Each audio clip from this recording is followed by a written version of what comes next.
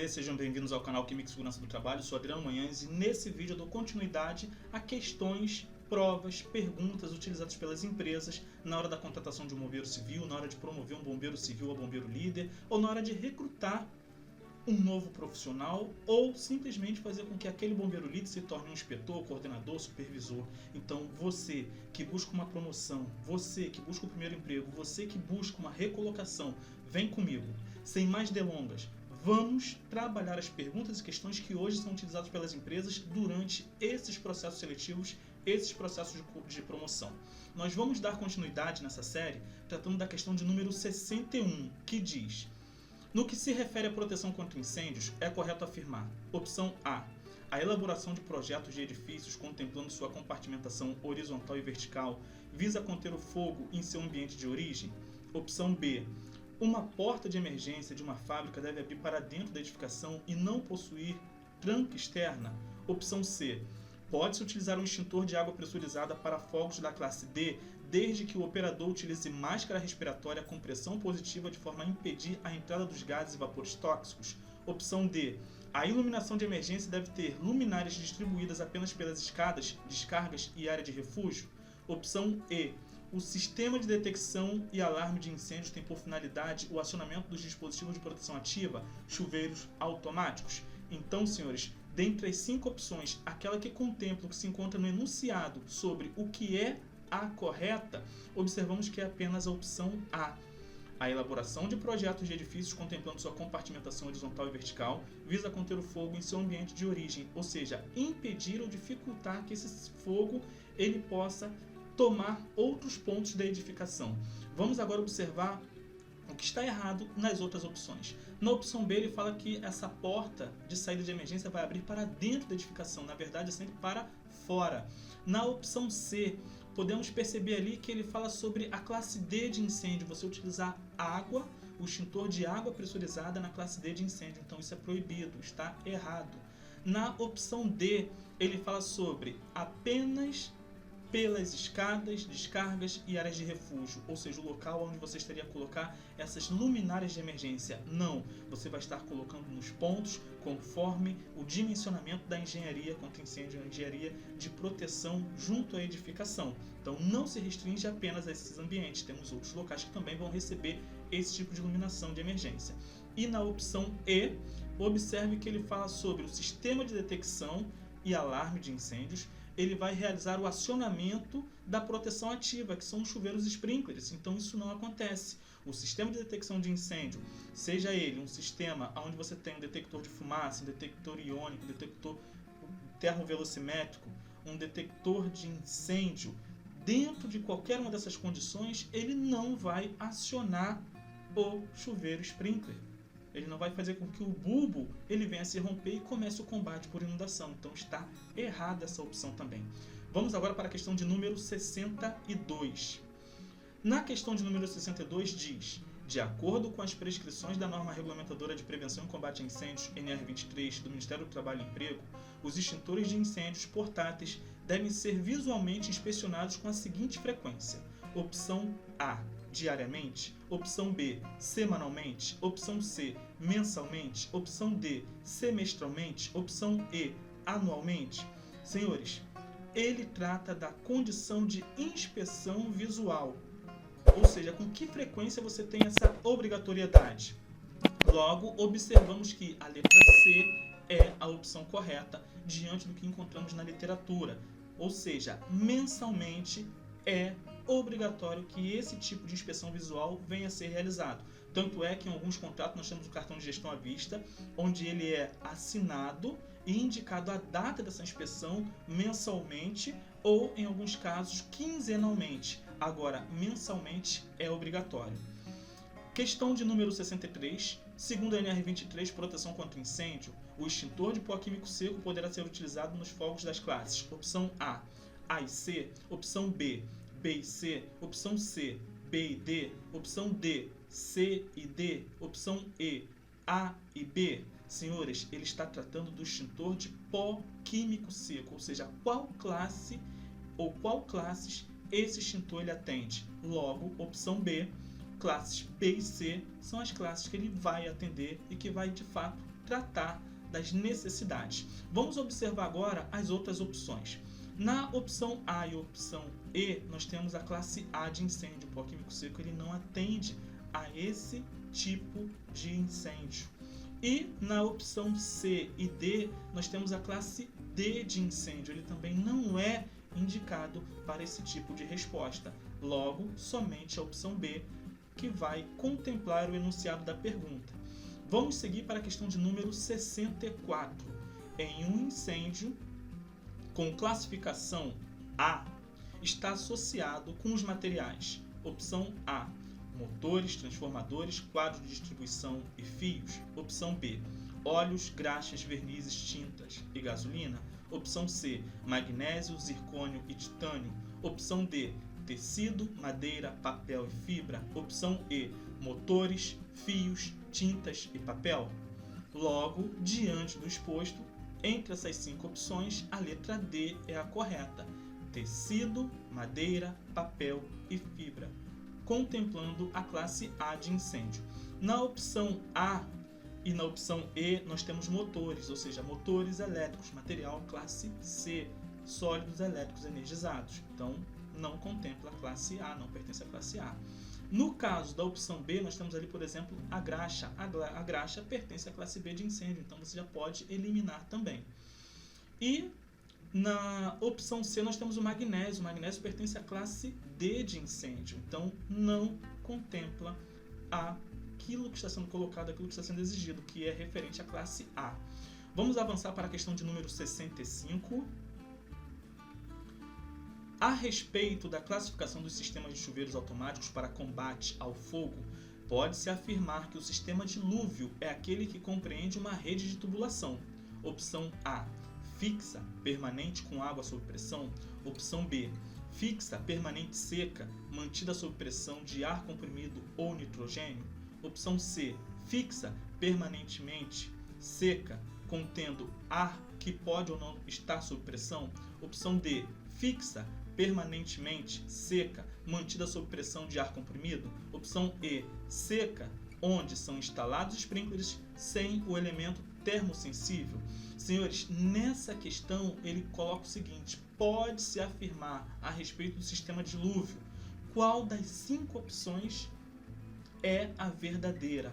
Logo, quando nós temos o sistema dilúvio, a opção E é a que contempla o enunciado. Então é uma tubulação seca, onde são instalados sprinklers sem o elemento termosensível.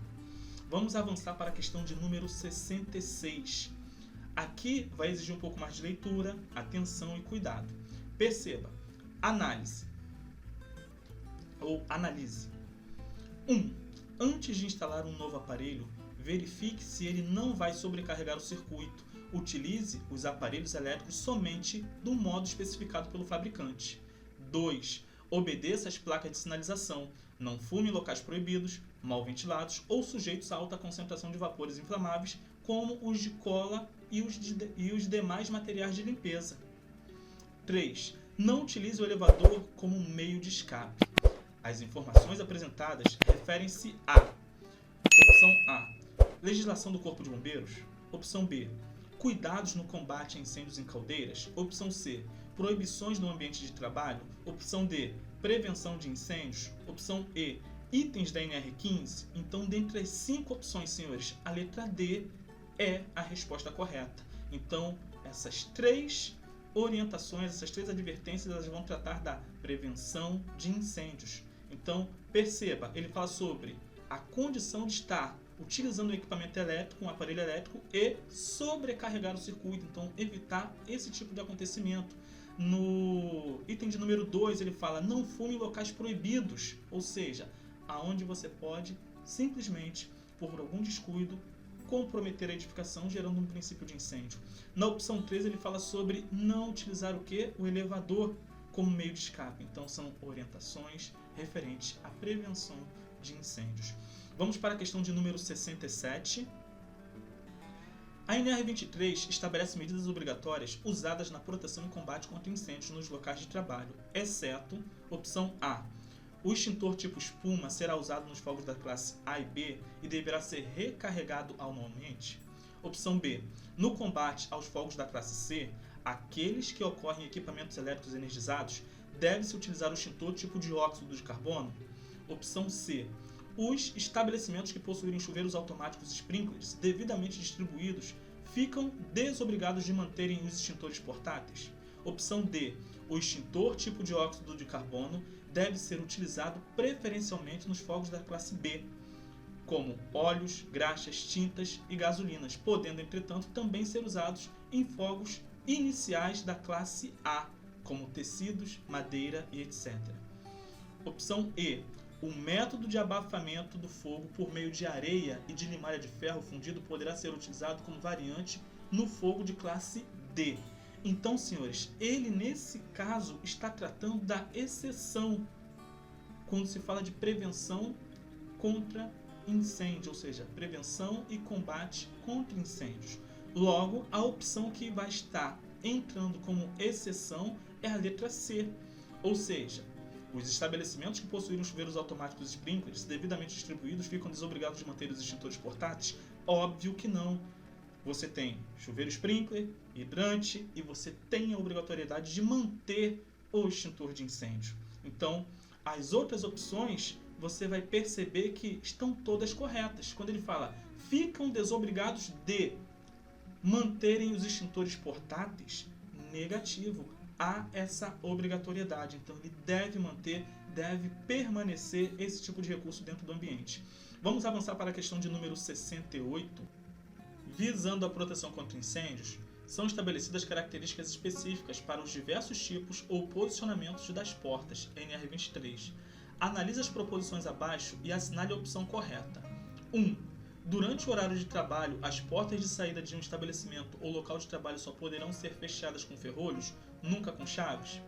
2. As portas de emergência só poderão ser fechadas pelo lado externo após o término do expediente e a certificação de que não há trabalhador na área interna do prédio. 3. As portas de saída devem ser necessariamente do tipo corrediças horizontais, exceto quando homologadas pela autoridade competente. 4. Todas as portas de batente de comunicação interna deverão abrir no sentido da saída.